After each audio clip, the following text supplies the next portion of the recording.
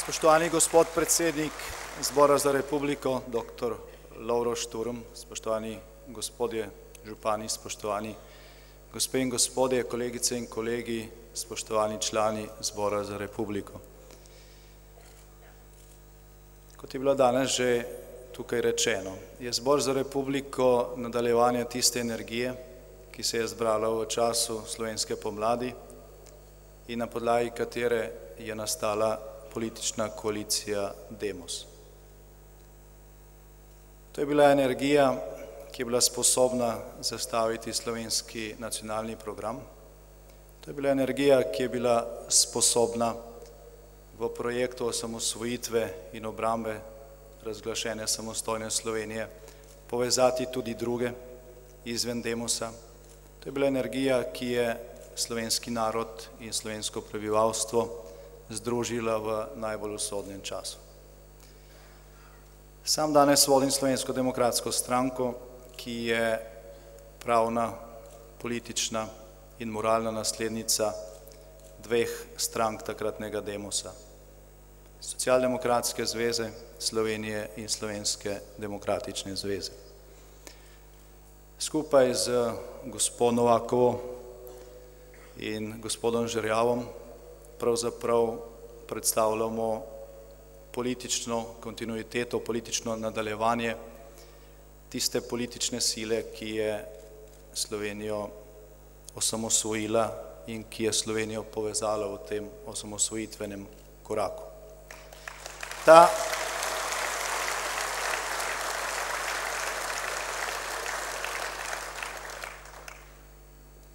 energija je prekipevala po slovenskih trgih in ulicah, pa tudi po voliščih pred 20 leti.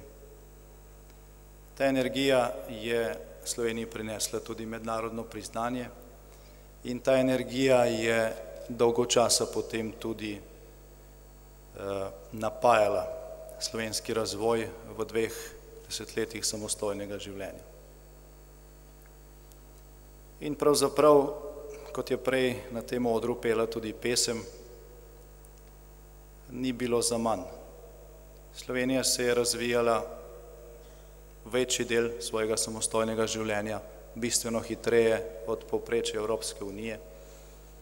Postala je članica Evropske unije, zavarovala svojo prihodnost v Severnoatlantskem zavezništvu in vodila je polmilijardno Evropsko unijo kot prva nova država članica. Takrat se je zdelo,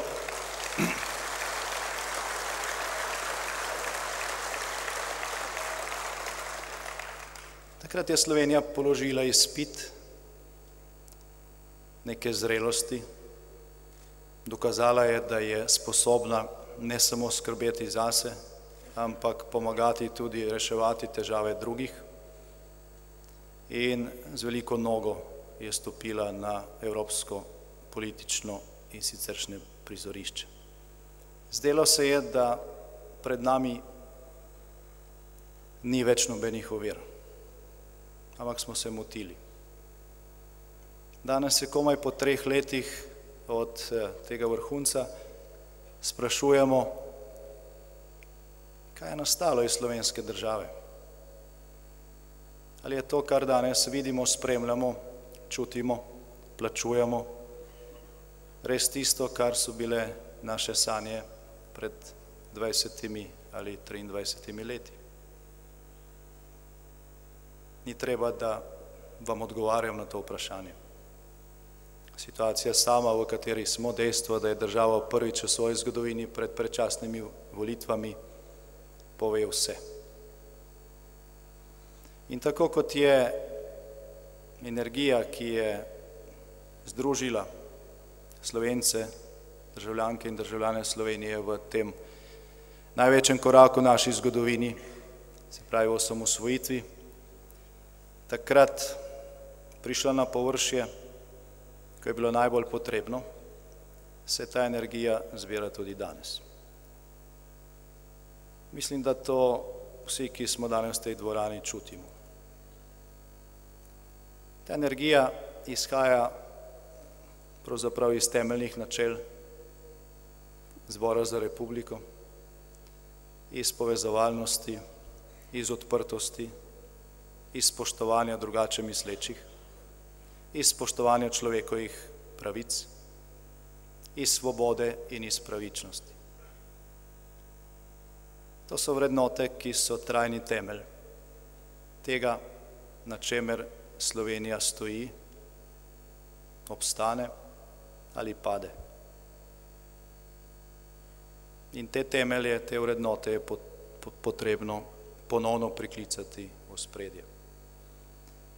Pomembno je, da zagotovimo gospodarski razvoj, pomembno je, da ustvarimo enake izhodiščne možnosti za življenje, ne glede na to, kje se človek v tej državi rodi. Pomembno je, da zagotovimo podjetništvu normalno okolje.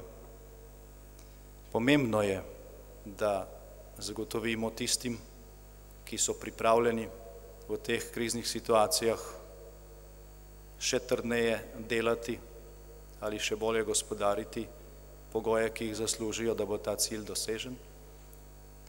Pomembno je, da imamo na tej poti veliko mednarodno podporo in pomembno je, da za te cilje dobimo dober rezultat. Vendar pa nam to v prihodnosti ne bo prav nič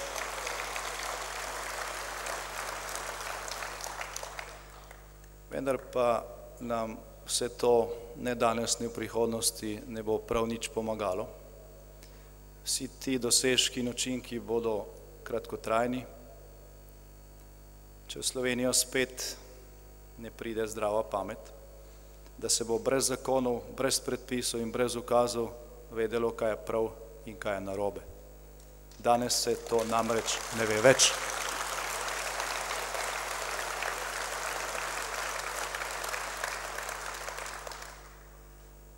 Na tem področju smo najbolj zatavali. Slovenija je pravna, vendar ni pravična država.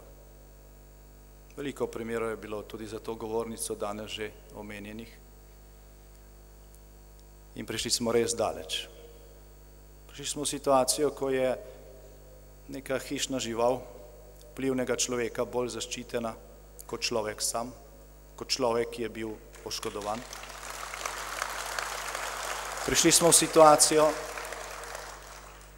ko lahko v Sloveniji ustanoviš podjetje v 6 dneh in je to eden od najkrajših časov na svetu.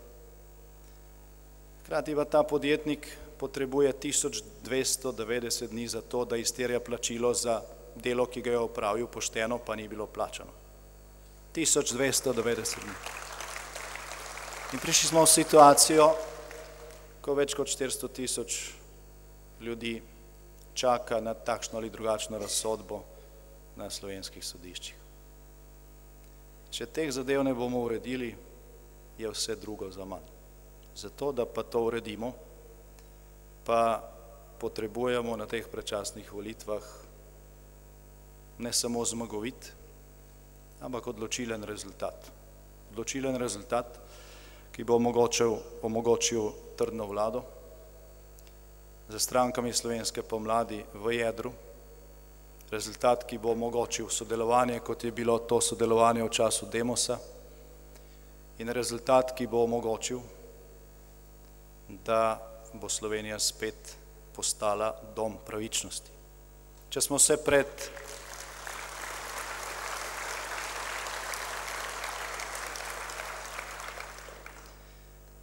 se pred dvema desetletjema borili, ali bolje rečeno, če smo pred 2 desetletjema zborovali za samostojno Slovenijo, potem danes zborujemo za normalno Slovenijo. Te še nimamo.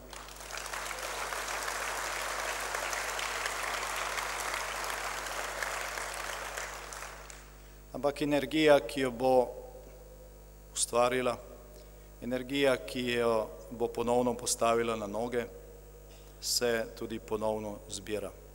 Ni daleč dan, ko bo prišlo do sprememb, ni daleč dan, ko bo tudi na Ljubljanskem gradu ponovno zaplapolala slovenska zastava in ni daleč dan,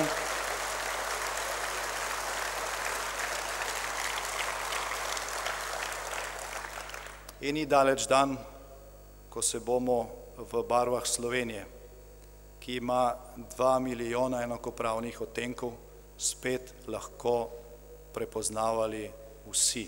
Zato se splača delati. Hvala, ker gremo skupaj v tej smeri na zmago.